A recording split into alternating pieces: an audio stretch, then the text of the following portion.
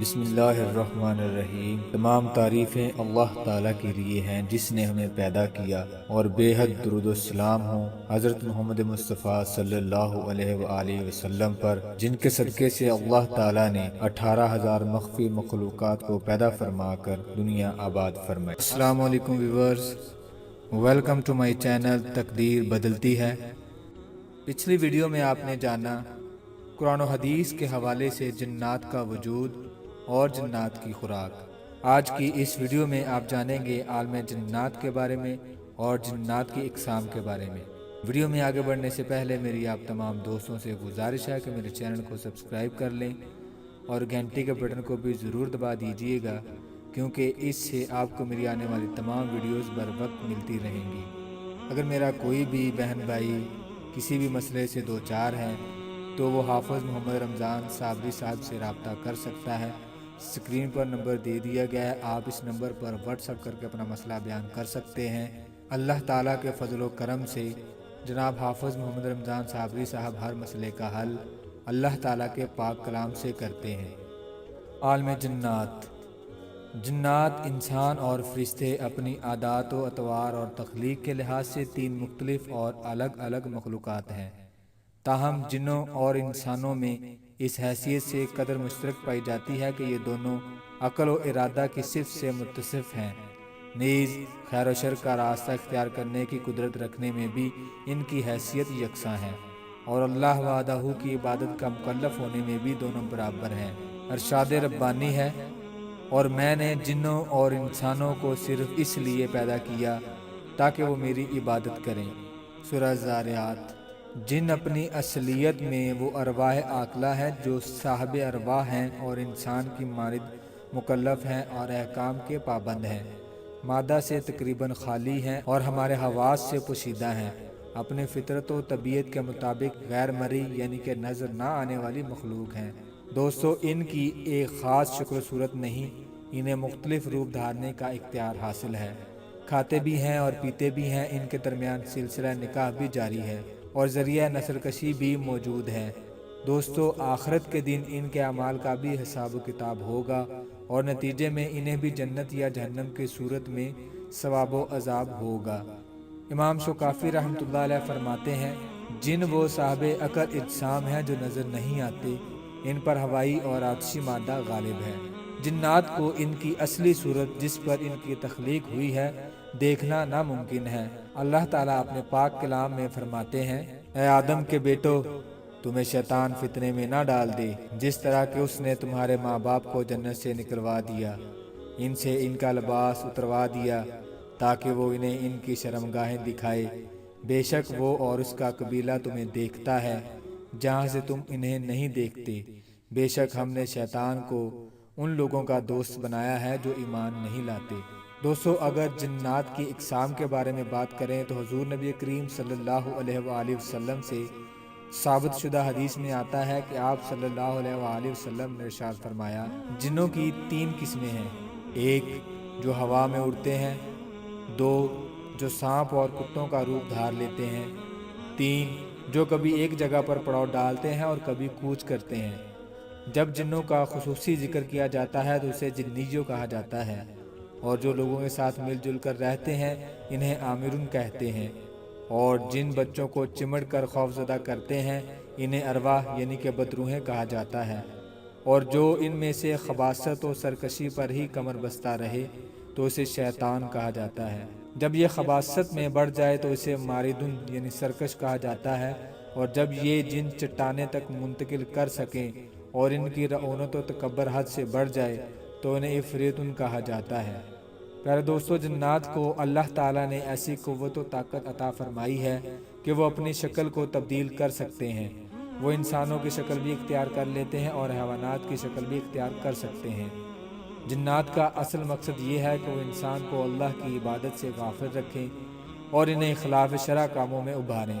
اپنے اس مقصد کی تکمیل کے لیے جنات کبھی انسانوں کی شکل اختیار کر لیتے ہیں اور کبھی کتوں اور سانپوں کی۔ ان کے علاوہ بھی وہ کئی صورتیں اختیار کرنے کی طاقت رکھتے ہیں۔ اس حوالے سے امام ابن تیمیہ رحمۃ اللہ علیہ جنات کے متعلق رقم تراز ہیں، ترجمہ: جنات انسانوں اور چوپاؤں کی شکل اختیار کر لیتے ہیں، اسی طرح جنات سانپ، بچھو، اونٹ، گائے، گھوڑا، خچر، گدھا اور پرندوں وغیرہ کی شکلیں بھی اختیار کر لیتے ہیں۔ ابن تیمیہ رحمۃ اللہ علیہ فرماتے ہیں کہ حضور نبی کریم صلی اللہ علیہ وآلہ وسلم نے گھریلو سانپوں کو مارنے، قتل کرنے سے منع فرمایا ہے۔ آپ صلی اللہ علیہ وآلہ وسلم کا فرمان ہے کہ ان کو 3 مرتبہ نکل جانے کے لیے کہو اور مارو نہیں۔ اگر تیسری مرتبہ کے بعد پھر تمہیں یہ نظر آئے تو انہیں قتل کر دو، کیونکہ یہ شیطان ہیں جو اس طرح شکل تبدیل کیے ہوئے ہیں۔ پھر امام موصوف رحمۃ اللہ علیہ نے اپنے اس موقف کی تائید کے لیے بطور دلیل یہ احادیث نقل فرمائی ہیں۔ ابو سعید خدری رضی اللہ تعالیٰ عنہ سے روایت ہے کہ حضور نبی کریم صلی اللہ علیہ وآلہ وسلم نے ارشاد فرمایا، مدینہ میں جنات کی ایک جماعت ہے جنہوں نے اسلام قبول کر لیا ہے، پس جو کوئی گھریلو سانپ کو دیکھے تو اسے 3 مرتبہ چھوڑ دے اور گھر سے نکل جانے کو کہے، اگر اس کے بعد بھی وہ نظر آئے تو اسے قتل کر دے، کیونکہ وہ شیطان ہے۔ اسی طرح حضرت ابو صاحب رحمۃ اللہ علیہ سے مروی ہے کہ میں حضرت ابو سعید خدری رضی اللہ تعالیٰ عنہ کے گھر گیا تو حضرت ابو سعید رضی اللہ تعالیٰ عنہ نماز پڑھ رہے تھے۔ میں بیٹھ کر ان کا انتظار کرنے لگا۔ اسی دوران میں نے گھر کے کونے میں کچھ کھڑکنے کی آواز سنی۔ میں نے مڑ کر دیکھا تو وہ ایک سانپ تھا۔ میں فوراً اچھل کر کھڑا ہوا تاکہ اسے مار دوں، لیکن ابو سعید رضی اللہ تعالیٰ عنہ نے مجھے بیٹھنے کا اشارہ کیا اور میں بیٹھ گیا۔ جب آپ رضی اللہ تعالیٰ عنہ نماز سے فارغ ہوئے تو آپ رضی اللہ تعالیٰ عنہ نے محلے میں موجود ایک گھر کی طرف اشارہ کیا اور فرمایا، کیا تمہیں یہ گھر نظر آ رہا ہے؟ میں نے کہا، جی ہاں۔ آپ رضی اللہ تعالیٰ عنہ نے فرمایا، اس گھر میں ہم میں سے ایک نوجوان رہتا تھا جس کی نئی نئی شادی ہوئی تھی۔ جب ہم حضور نبی کریم صلی اللہ علیہ وآلہ وسلم کے ساتھ جنگ خندق کے لیے گئے تو یہ نوجوان دوپہر کے وقت حضور نبی کریم صلی اللہ علیہ وآلہ وسلم سے اجازت لے کر اپنے گھر چلا جاتا تھا۔ ایک دن جب اس نے اجازت طلب کی تو آپ صلی اللہ علیہ وآلہ وسلم نے فرمایا، اپنا اسلحہ بھی ساتھ لے لو، مجھے خطرہ محسوس ہو رہا ہے کہ کہیں بنو قریظہ کے یہودی تمہیں نقصان نہ پہنچائیں۔ اس شخص نے اپنا ہتھیار لے لیا اور گھر کی طرف لوٹا۔ اس کی بیوی دروازے کے درمیان کھڑی تھی۔ وہ نیزہ لے کر آگے بڑھا تاکہ اپنی بیوی کو مارے، کیونکہ اسے اس منظر نے سخت غیرت میں ڈال دیا۔ اس کی بیوی نے کہا، اپنا نیزہ اپنے پاس رکھ اور گھر کے اندر جا کر دیکھ مجھے کس چیز نے باہر نکلنے پر مجبور کیا ہے۔ وہ اندر داخل ہوا تو وہاں ایک بہت بڑا سانپ بستر پر بل کھائے ہوئے بیٹھا تھا۔ اس نے وہی نیزہ اس سانپ کو مارا اور اسے اس نیزے میں پرو دیا۔ پھر وہ باہر نکلا اور نیزے کو گھر کے صحن میں گاڑ دیا، مگر اسی اثناء وہ سانپ اچانک اس پر حملہ آور ہوا اور ہمیں یہ بھی معلوم نہ ہو سکا کہ کون پہلے مرا، سانپ یا نوجوان۔ پھر ہم سب اللہ کے رسول صلی اللہ علیہ وآلہ وسلم کے پاس آئے اور آپ صلی اللہ علیہ وآلہ وسلم کو یہ واقعہ سنایا۔ ہم نے یہ بھی کہا کہ آپ صلی اللہ علیہ وآلہ وسلم اللہ سے دعا کریں کہ اس نوجوان کو اللہ تعالی ہمارے لیے زندہ کر دے۔ آپ صلی اللہ علیہ وآلہ وسلم نے فرمایا، اپنے ساتھی کے لیے مغفرت طلب کرو۔ پھر آپ صلی اللہ علیہ وآلہ وسلم نے فرمایا، مدینہ میں بعض ایسے جنات ہیں جو اسلام قبول کر چکے ہیں، اگر تم ان میں سے کسی کو دیکھو تو اسے 3 دن تک بعض روایات کے مطابق 3 مرتبہ خبردار کرو، اگر اس کے بعد بھی وہ ظاہر ہو تو اسے قتل کر دو، کیونکہ وہ شیطان ہے۔ ابن تیمیہ رحمۃ اللہ علیہ ان احادیث کو نقل کرنے کے بعد رقم تراز ہیں کہ جس طرح انسانوں کو ناحق قتل کرنا جائز نہیں، بالکل اسی طرح جنات کو ناحق قتل کرنا بھی جائز نہیں۔ قتل ایک عظیم ظلم ہے اور ظلم ہر حال میں حرام ہے۔ ناحق ظلم تو کسی کافر پر بھی جائز نہیں، جیسا کہ ارشاد باری تعالیٰ ہے، کسی قوم کی عداوت تمہیں خلاف عدل پر آمادہ نہ کر دے، عدل کیا کرو جو پرہیزگاری کے زیادہ قریب ہے۔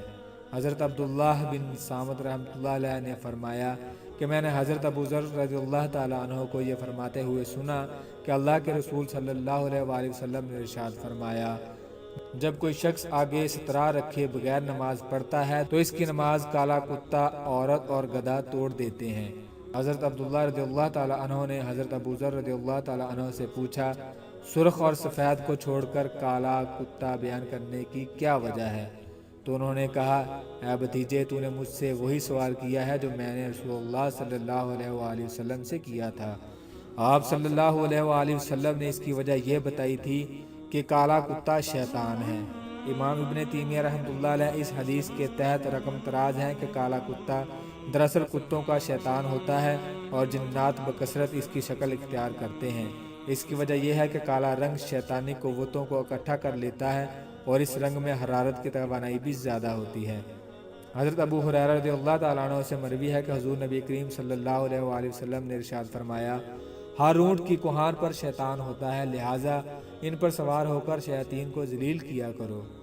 جزاک اللہ خیر۔